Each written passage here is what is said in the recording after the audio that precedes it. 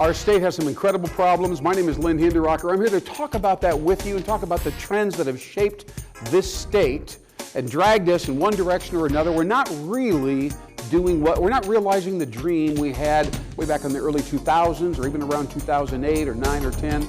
My name is Lynn Hinderrocker. Welcome to WOWBIZ Nebraska. We're going to get it on right now. Welcome back to WOWBIZ Nebraska. I'm Lynn Hinderrocker. This is a show among shows. We're talking about job creation, strategy, business here in the great state of Nebraska. We're dealing with a key issue today, and that's why I brought in one of my sharpest buddies. His name is Bruce Arant. Thank you for being here, Bruce. Thanks, Lynn. You bet. It's a pleasure to have you, sir. You're a creative, out-of-the-box kind of a guy, and that's the kind of guy I want here as we struggle with one of the biggest issues that's been talked about for our entire state. Yeah. And that is the polarization and the differing views about the world and so on between Western Nebraskans, largely rural folks, right, and Eastern Nebraskans, largely urbanites. Right. And how do we bring these people together, not just in an interpersonal fashion, but how do we make it work for us rather than against us? Philosophically. Philosophically and right, culturally and so on. I'll tell you a quick story here, and I'm sure you can. I was visiting with a unicameral legislator. I won't mention his name right now, but he left Omaha to go on a little vacation. He went up to Columbus, Nebraska. All right. Now that's not particularly far west. No. All right. But there's a nice little lake up there and so on. Right. And he went up there to kind of get away for a few days and relax. He stumbled across a guy in the little store downtown Columbus and so on. And somehow they got to talking a little bit, and he found out that he was vacationing in the area, and he just was there temporarily. He said, "Well, you're not from the city, are you?" He said, "You're not from like Omaha or Lincoln, are you?" And the guy said, and then the guy interrupted. He said, "Well, because you know we don't really like people like that. We don't really want those people here." Really? Yeah. And he just came right out and flat out and told him. He says, wow, we don't want anything to do with those people. See, so the guy was just shocked, didn't say too much, and went back to his cabin. But this is the kind of deep level, I don't want to call it bias, but it's an extension of attitude, though. It's an attitude that comes out of a core belief system. Right.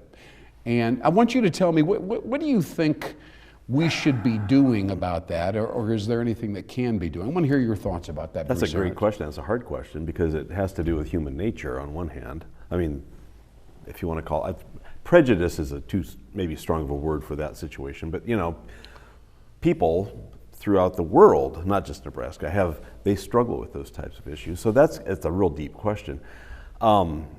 It's unfortunate that for whatever reason, people might have a bias, an attitude toward people that are just because they live geographically in a different part of the same state. Yeah.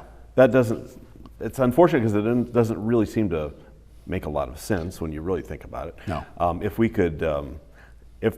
could somehow show that we have a common goal. We are both in the same state. We're Americans. Yeah. And then we're Nebraskans. Yeah. Secondly. Yeah. And we should somehow be able to co-join our forces or our efforts or whatever to somehow work together for a greater good. Yes. And I hate to sound so philosophical about that, but that is really what it is. Yeah. And you know where I'm going on this. I'm thinking there's got to be a way to turn a negative into a positive. Yeah. And I'm thinking, you've mentioned goals, and let's find a goal that we can both pursue. Right. But because we are in different parts of the state and we have different resources and a different lifestyle, it's really tough to get us to come together around a goal. We're not even sure we agree on the same goals. Right. So what I'm saying is that we go deeper, right? And we come up with identity, right? So who are you, right? Who are you really? Now, we all spend a little bit of time thinking about our identity from time to time in our lives, and that's very appropriate. And we all realize when we get to be adults that, our early childhood conditioning definitely skewed us in one direction or another. Right. And some of us question that, some of us don't. Right? It's an interesting process as you go through your own personal maturation. But I think the state of Nebraska needs to go through a maturation. Yeah. I hope that doesn't sound arrogant. People say, that's a bunch of nonsense. But I'm just saying, I think there's a point in time individually now, we're back to individual, where we have a broader realization of who we are and, the kind of the sphere within which we work. Beyond the fact that we're all Huskers, there's a commonality that has actually translated. You're right. That's about the only commonality That's about I can actually think of. Only one I can think of, but it's true. Yeah, it is true. And if somehow people could get excited, nobody's going to get as excited about other things as they do about football. But if people could come together in sort of the same way, that's interesting. For a different reason, because they've already come together for the football. Yeah, no, I think that's an interesting point. I don't know if we can spin our fanaticism about football into a broader social compatibility or not. But you're right. When there's 95,000 people all cheering, it doesn't matter whether they come from western or eastern Nebraska. We're all just kind of celebrating. So it has been done, just in a different context. It has. So we have to find a different way to achieve the same thing. Now, you and I both have marketing backgrounds. Right. So let's talk a little bit about this. Now, I've come up with a word, and I've shared this with you a number of times, and I think it's an interesting word. Everybody I talk to kind of says, that's an interesting word. And the word is urban natural. Right. It's one word. It's two opposite words. Everything that they stand for, each of these words is completely opposite from each other. Urban is fast and dynamic and Manhattan and all that kind of movement. Natural, of course, is wholesome, rural, vintage. Right? And by the way, not to skew too far away, but what the heck, when you look inside the interiors of homes, offices, even fast food, you'll see that they are bringing together vintage materials like wood and so on, right next to metal, tin, different kinds of earth. Have you noticed this? Yeah, oh, absolutely. It's a very common trend. Absolutely. Yeah. I actually saw a new Taco Bell that was doing exact bright, colorful prints right next to vintage wood.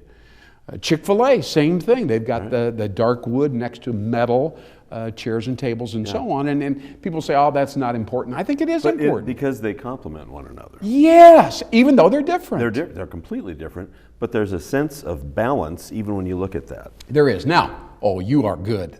Now we're gonna go down this road. Okay. All right. So, because I think we're going to come back to the political and social cultural stuff. Okay.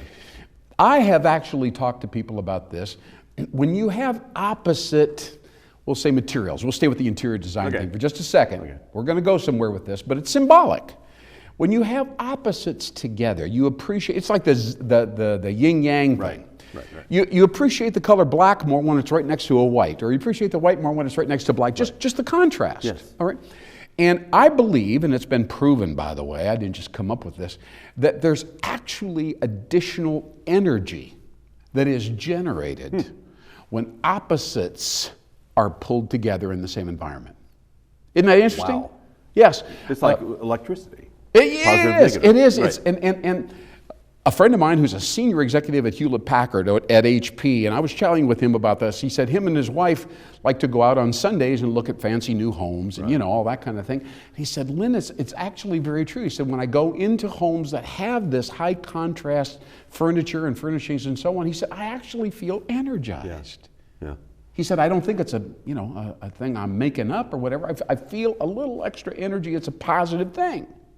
Now, doesn't that apply to people? I think if you're trying to innovate in a company, and we had a bunch of people sitting right here in a broad variety of backgrounds and cultures and races and so on, I would tell you that we have the potential to generate additional energy. Right. Everything else otherwise is too mono. It's right. There's no real power. There's no momentum that comes from something that's just right. The little bit of difference there, right. or even a large difference, makes it all more interesting and opens up the door to new possibilities. Right. So we're talking about something here that people, I don't know, maybe people roll their eyes and turn off the TV, I don't know, but I really think that this is the core issue, is that when we have a rural person and an urban person in the same environment, that there's the potential for generating incremental positive energy. Yeah. Even though, we started this conversation by talking about interior design and furnishings, I think it all is the same thing. We're talking about contrast. Because I think people have to recognize and admit, yes, there are vast differences. There are, polar opposites possibly, but there can be value in there. There can be power in that. Yes. And there can be a way to somehow harness that. Yes. And I'm speaking very, No, very this is loosely great. here. This is great. This But is it's where I true. wanted to go with this. Because so many people don't. They're very literal and everything, and you're this and I'm that, and you're black and I'm white, and the twain shall never meet, and so on and so forth.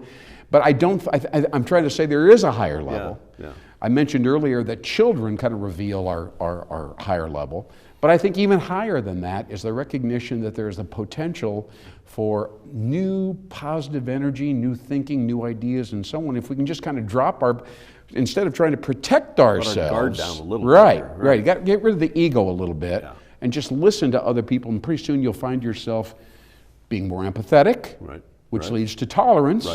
Right. And when we're tolerant, then we're willing, then we're really ready to actually learn from each other. But how do we point that out? Well, I think, again, back to marketing. Okay. Right?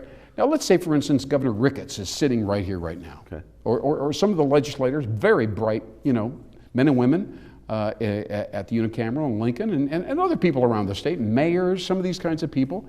And they know this is an issue, right? Some of them don't want to talk about it. I'll tell you this. Let's use a quick example. Schuyler, Nebraska. Okay. Lexington, Nebraska. Okay. In Schuyler, there's 70% Latino population. Now, there are a lot of families there that are Caucasian. They've been there for decades. Right. They don't know what to think. It's a whole new normal. It's a whole new normal. And many of these Latinos are working at Cargill Food Solutions, so they work very hard. Right. They go home, they shut the door, and they don't let anybody come in. They really don't venture out much for understandable reasons. Right. Yes. And they're essential to the prosperity of that community. I mean, if they weren't huge. there, Right. the community might dry up and go away. Right. Something like 90% of all the children in Schuyler, Nebraska, in the grade schools, are Latino or black. Right? Now, the question is this good or is this bad, right?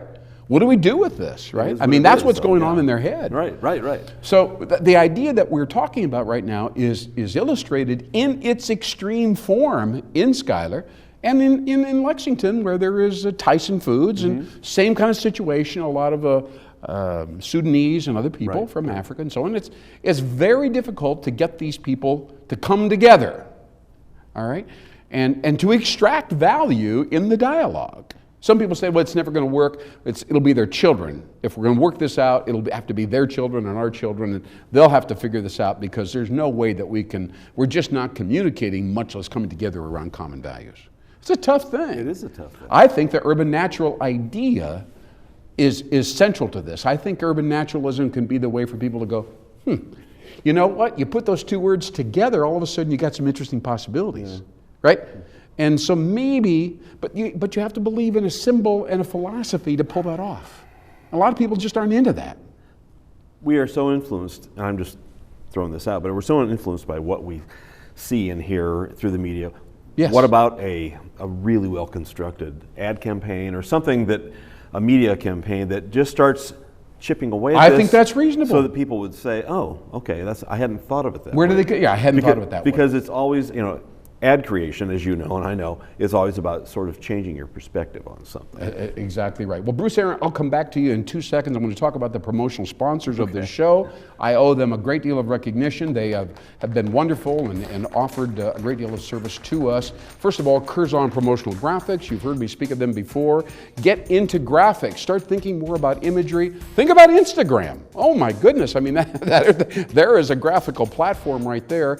And it's very effective if you have a small business. You might want to get on Instagram. All I'm saying is more pictures, more visuals. I'm sitting here with an illustrator, And so you've got to do that. Go to Curzon Promotional Graphics in Omaha, Nebraska. Check them out. They'll be extremely helpful, and they'll work your way all the way through the process from coming up with an idea all the way to getting it produced, shipped, priced competitively.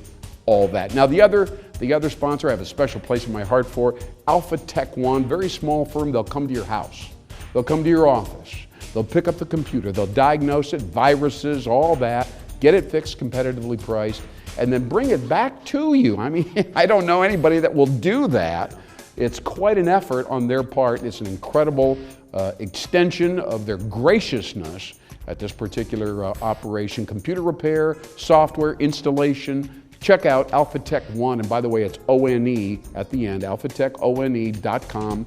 outstanding. I recommend them. Please call on them when your computer needs some service. All right. We're back with Mr. Bruce Arant. It's a pleasure to have you here. And you're doing exactly what I want to do, which is dive deep into kind of a murky topic. Yeah. It's not everybody who can do that, so I thank you for hanging in there with me and going down this road. But I think you made a great point in our earlier segment, which is marketing. Somehow this word urban naturalism has to come out into the public. Yeah, broad stroke. Broad strokes, and be talked about as a serious perceptual solution. It's not like just by saying it, something's going to happen, right? But it's how we think of each other. It's almost like when you pull members of your family together and they're all very different people and say, look, everybody's different in this room. We love you all. We're going to hang together because we believe in this. Yeah. And urban naturalism would be, we believe that we are both. We are not one or the other. We are both. And we're proud of it. And we're proud of it, and we can win on any stage because we can pull in urban thinking, we can pull in rural environments, we can mix and meld and mash it up and provide an offer to a company or an individual, whatever. We are urban natural.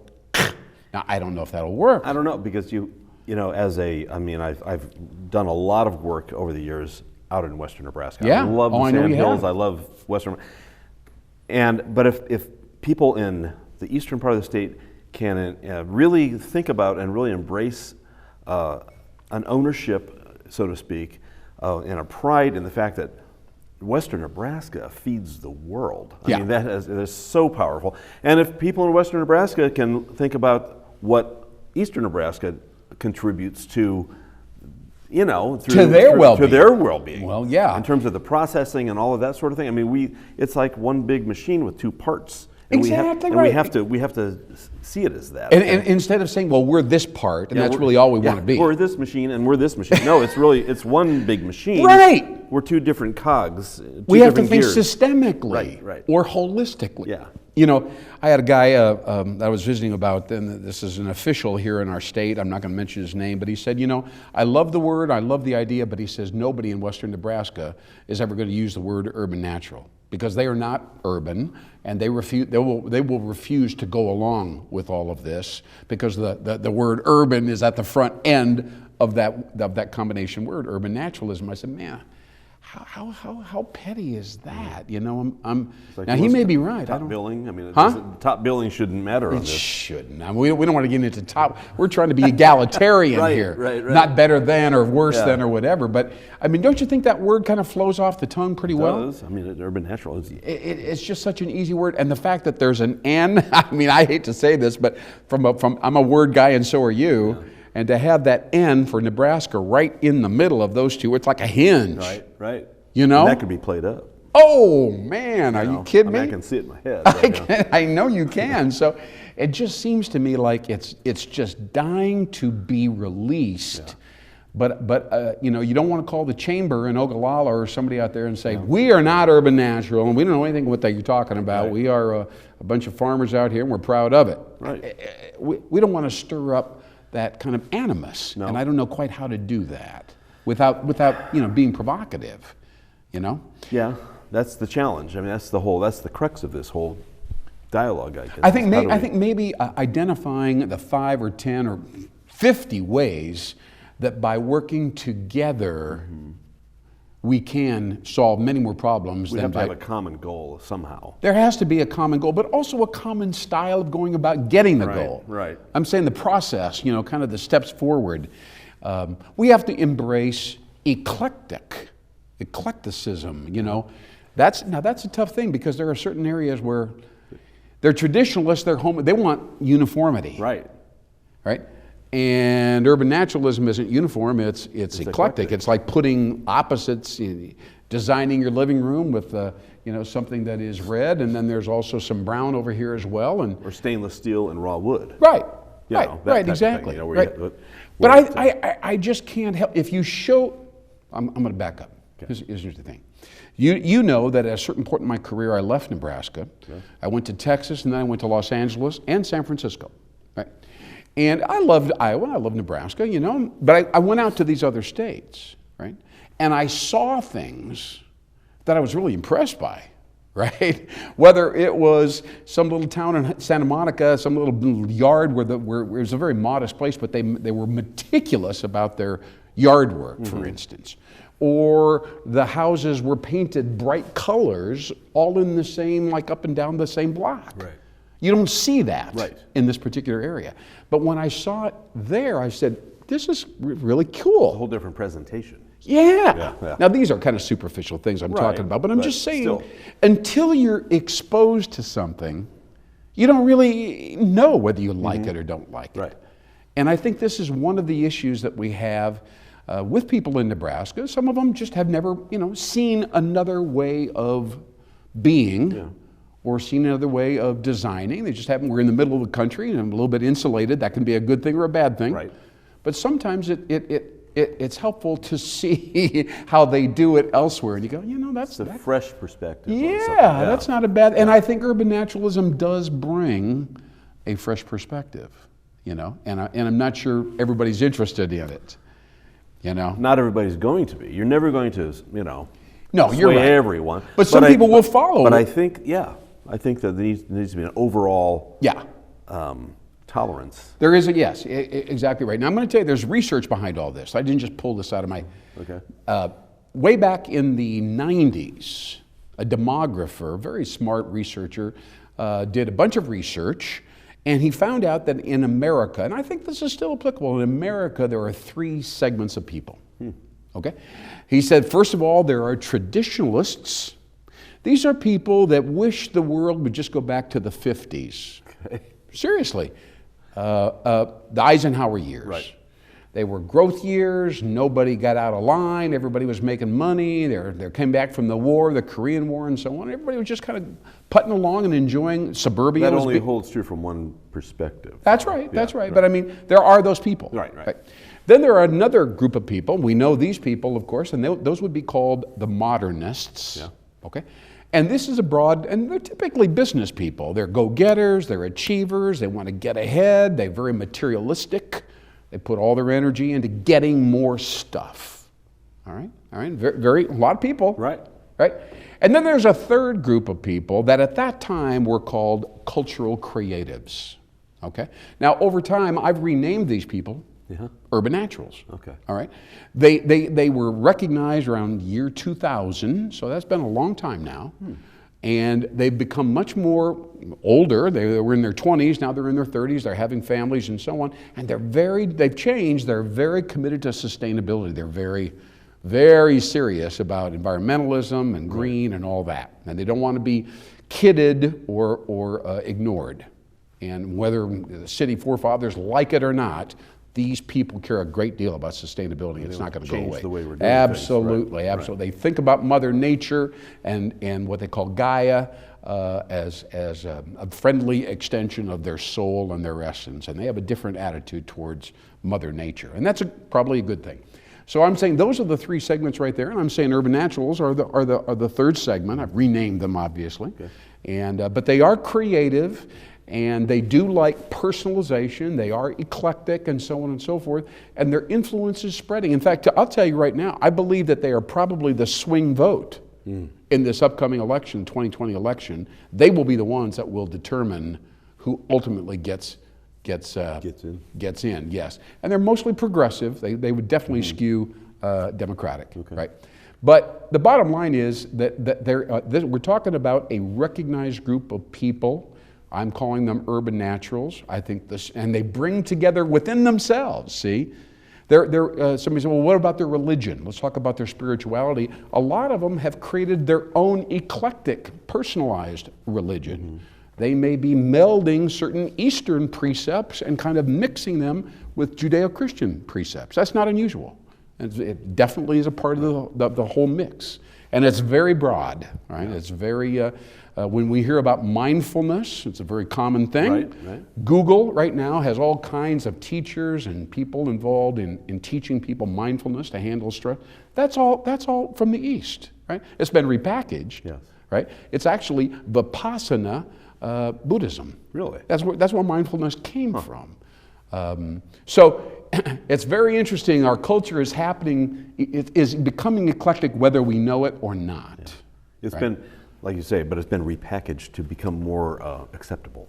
More mainstream, more acceptable, and so on. Even in the upper Midwest, where we tend to skew a little bit more conservative. So as we wrap up this show, and I can't believe it's passed so quickly, Bruce Arant, thank you so much for joining me.